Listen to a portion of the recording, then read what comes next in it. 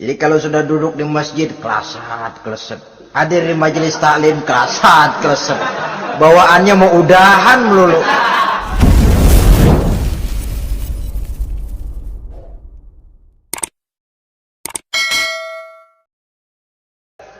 Konon iblis itu kalau subuh keliling dia, bawa kulit kambing, jarum, sama tepung.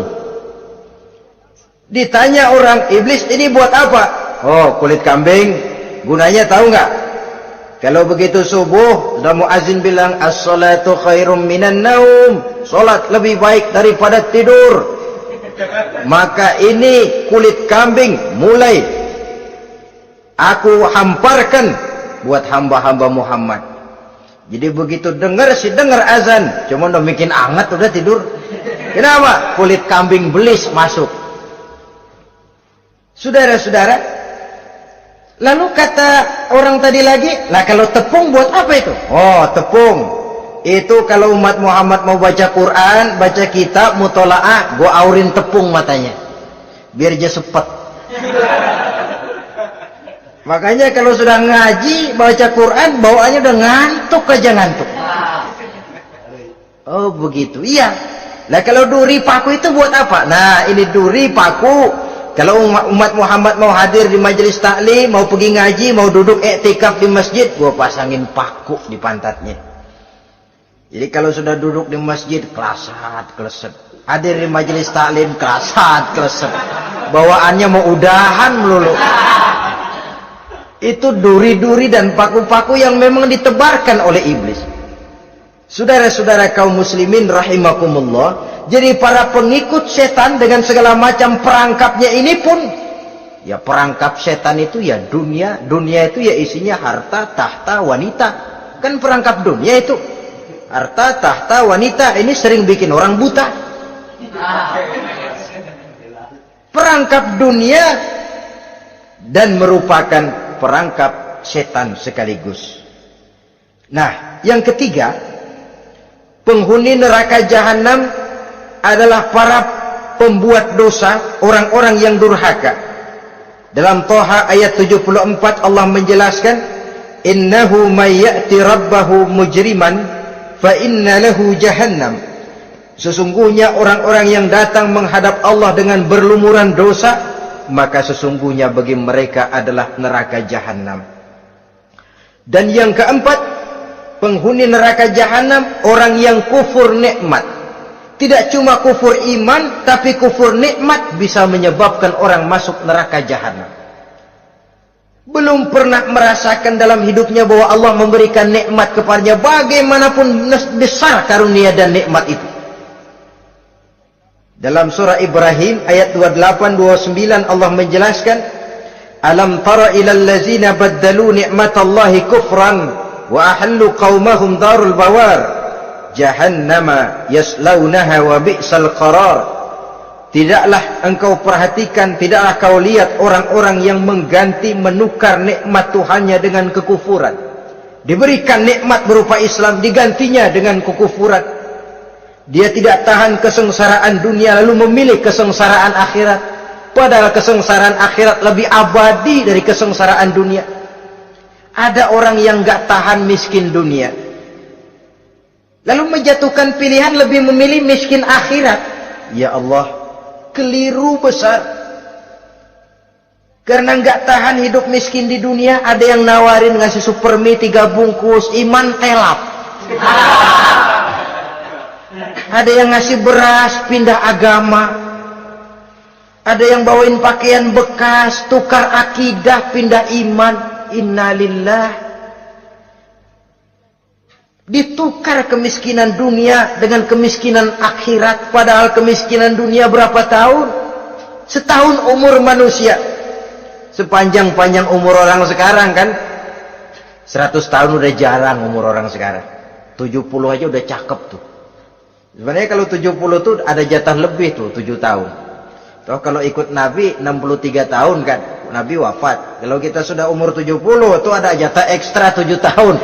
Oh ya, dimanfaatkan baik-baik mestinya.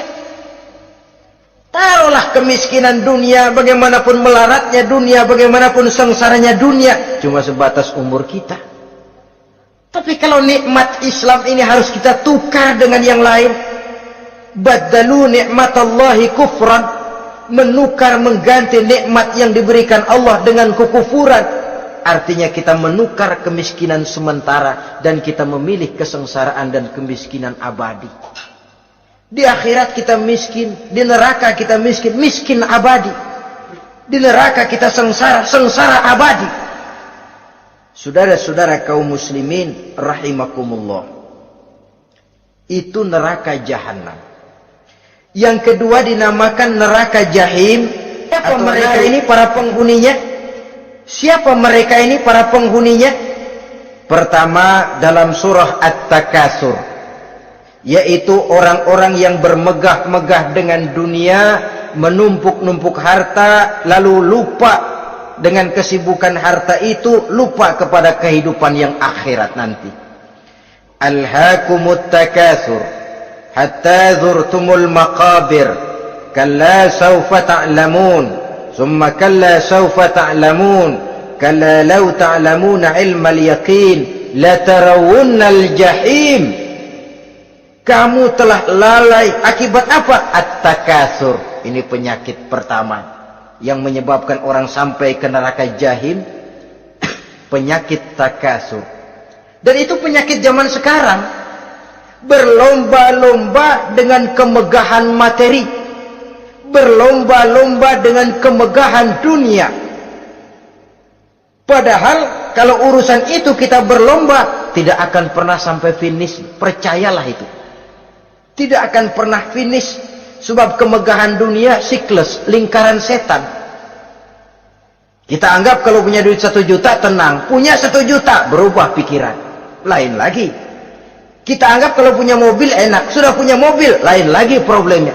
Kita anggap kalau rumah sudah gedung, enak hidup, punya rumah gedung, lain lagi problemnya.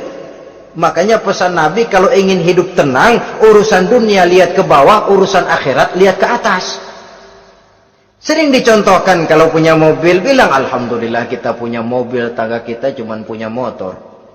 Kata yang punya motor, syukur banget kita punya motor, tangga kita punya sepeda doang. Kemana-mana kekejek mulu. Nayu. Kata yang punya sepeda, alhamdulillah kita punya sepeda, tetangga kita cuma jalan kaki, kemana-mana ngetuk mulu. Kata yang jalan kaki, alhamdulillah masih bisa jalan, tangga kita sebelah lumpuh bertahun-tahun nggak kemana-mana. Kata yang lumpuh, alhamdulillah masih hidup, tangga kita kemarin mati nggak balik lagi. Itu dalam urusan dunia. Sehingga sifat takatsur ini hilang. Tapi urusan akhirat, lihat ke atas. Kalau dia begitu sibuknya bisa jaga sholat, kenapa saya tidak? Kalau dia hidupnya sederhana, rajin sedekah, kenapa saya yang lebih kok enggak sanggup? Kalau dia bisa baca Quran, kenapa saya enggak? Lalu timbul gairah ingin mencontoh. Mencontoh orang dalam urusan ibadah, menimbulkan ketenangan jiwa. Dan itu ada garis finishnya. Tapi kalau yang lumpuh lihat yang bisa jalan lihat yang naik sepeda, yang sepeda punya lihat motor, sudah punya motor lihat mobil, lihat pesawat terbang, pesawat lihat kereta api. Kapanlah awak nih mau bersyukur? Yang ada kurang saja, padahal nikmat itu tidak pernah berhenti. Bukan dilarang orang kaya, tetapi perlombaan memperkaya diri itu yang dilarang. Karena kalau sudah perlombaan namanya jor-joran sifatnya. Prinsipnya tujuan menghalalkan cara ini yang dijaga oleh agama. Saudara-saudara, selain penyakit takatsur yang menyebabkan orang sampai ke neraka jahim, juga perbuatan durjana. Dalam Al-Infitor ayat 13-14, innal abrara lafi na'im wa innal fujjara lafi jahim. Orang-orang yang berbakti, berbuat kebajikan, mereka akan mendapatkan neraka surga naim. Tetapi orang-orang yang fujar, durjana, kurang ajar, durhaka, lafi jahim, mereka akan mendapatkan neraka jahim. Lalu siapa lagi penghuni jahim itu? Orang-orang yang menentang dan menantang ayat-ayat Allah. Wallazina sa'au fi ayatina mu'ajizin ulaika ashabul jahim. dan orang-orang yang berusaha menantang ayat-ayat Allah sehingga melemahkan orang-orang yang mau mengikuti Rasul-Rasul Allah, menantang ayat Allah dan membuat lemah orang yang mengikuti Rasul, melemahkan semangat orang yang mau mengikuti khitah dan perjalanan Rasul. Mau membangun masjid, iya, berabe, berat, jangan. Jangan aja kapok. Majelis taklim pahit, ngaji berat, melemahkan ini. Sudah dia rusak, merusak lagi. Kalau rusak kan cuma sendirian. Ini tidak, sudah rusak, merusak. Mu'ajizin, melemahkan orang-orang yang mau mengikuti ayat-ayat Allah. Dan itu tidak jarang zaman sekarang ini. Orang yang melemahkan semangat kita dalam berjuang menegakkan kebenaran. Kita yakin Islam agama yang benar, kita yakin Islam agama yang sempurna. Ada saja orang yang melemahkan semangat kita, yang berteori bahwa ada ayat-ayat Quran yang tidak relevan lagi dengan situasi dan kondisi, yang berteori bahwa Nabi Muhammad cuma sebagai manusia biasa yang tidak terlepas kemungkinan dari salah. Pendeknya melemahkan nilai-nilai semangat kita untuk memperjuangkan Islam ini. Ini pun termasuk mu'ajizin. Mereka akan menemukan nanti di akhirat kapling di dalam neraka yang dinamakan neraka jahim. Na'udzubillah summa na'udzubillah. Yang ketiga, saudara-saudara, di antara nama neraka itu adalah neraka hawiyah. Siapa penghuni neraka hawiyah ini? Dalam surah Al-Qari'ah ayat 8-11 dijelaskan secara simpel, wa amma man khaffat mawazinuhu fa ummuhu hawiyah. Adapun orang-orang yang ringan timbangan kebaikannya, maka tempatnya adalah neraka hawiyah. Artinya orang ini lebih berat timbangan kejahatannya, sedikit kebaikannya, sehingga jadi ringan di timbangan akhirat nanti. Solat, puasa, zakat, tapi dosa yang dikerjakan masih lebih banyak ketimbang kebaikan yang dikerjakannya itu. Maka orang semacam ini apabila tidak mendapat syafaat, maka dia akan masuk ke dalam neraka yang namanya neraka hawiyah. Lalu yang keempat, neraka wail. Dalam surah Al-Ma'un ayat 1-7, garis besarnya yang mendapat neraka wail adalah para pendusta agama. Siapa sih pendusta agama itu? Ara'aita allazi yukazzibu bid-din. Tidakkah kamu lihat siapa orang-orang yang mendustakan agama? Mendustakan agama, beragama tapi bohong, sholatnya bohong, hajinya bohong, puasanya bohong, mendustakan agama. Siapa mereka? Fadzalikal ladzi yad'ul yatim. Pertama, orang yang suka menghardik anak yatim. Anak yatim yang lemah, anak yatim yang tidak berdaya, yang hidup dipayungi kemiskinan dan kekurangan, bukan ditolongnya, malah dihardiknya. Jangan lupa, saudara yang sudah 2-3 kali pergi ke Makkah, saudara yang khusyuk dalam sujudnya, saudara yang mantap dalam puasanya, mungkin saja bisa terhalang masuk ke dalam surga, karena di samping rumah saudara ada anak yatim merintih menahan lapar dan haus. Saudara tahu, saudara mampu, tapi saudara diam saja, tidak mau mengulurkan tangan. Mungkin itu yang akan mengganjal saudara untuk masuk ke dalam surga.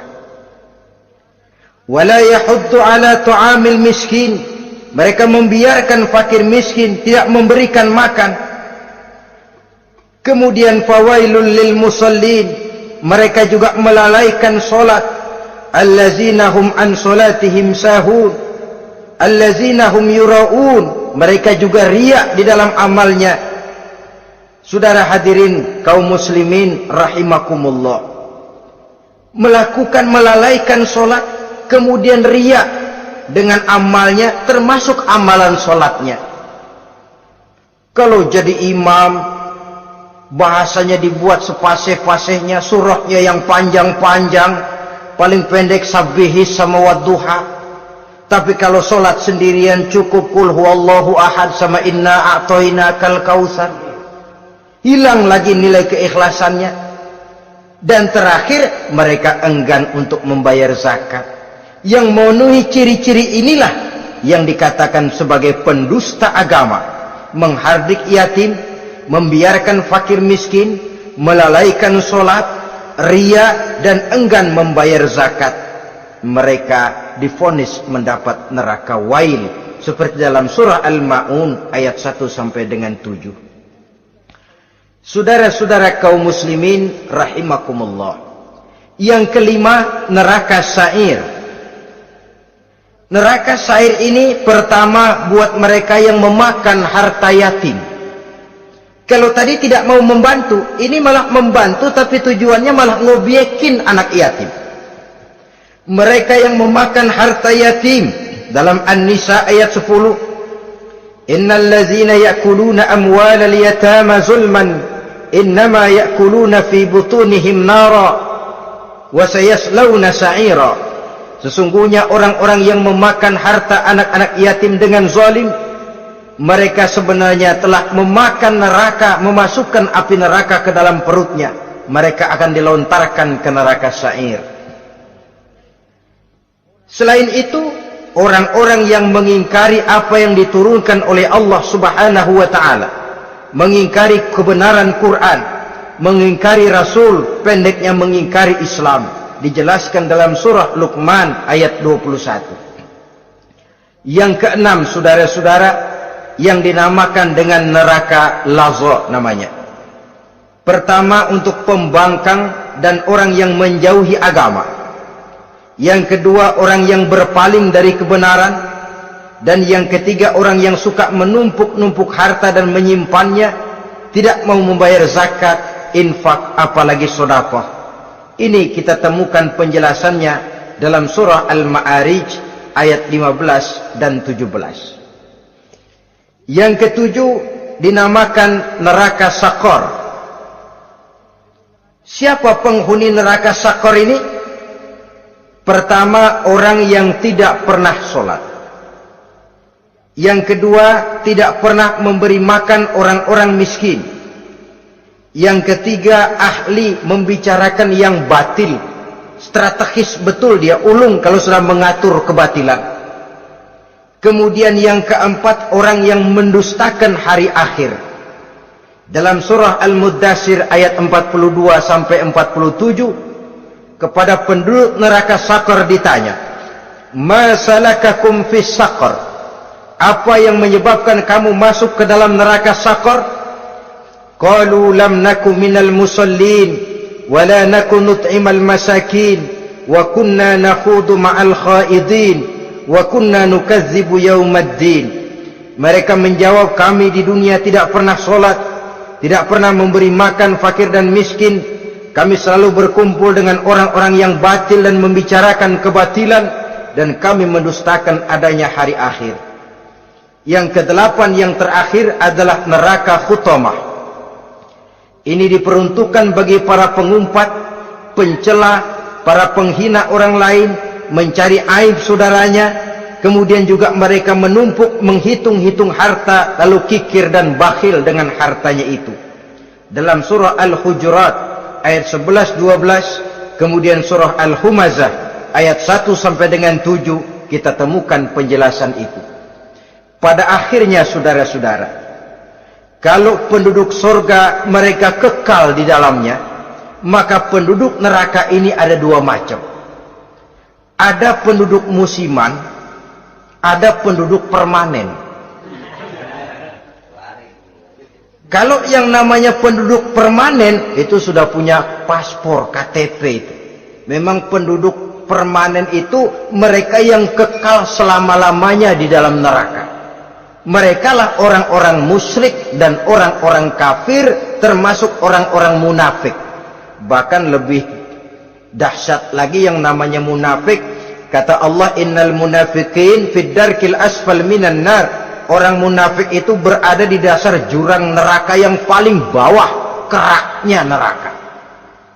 Saudara-saudara, adapun penduduk yang semi permanen, ia masuk neraka buat sementara saja, sekedar dengan dosa-dosa yang dikerjakannya.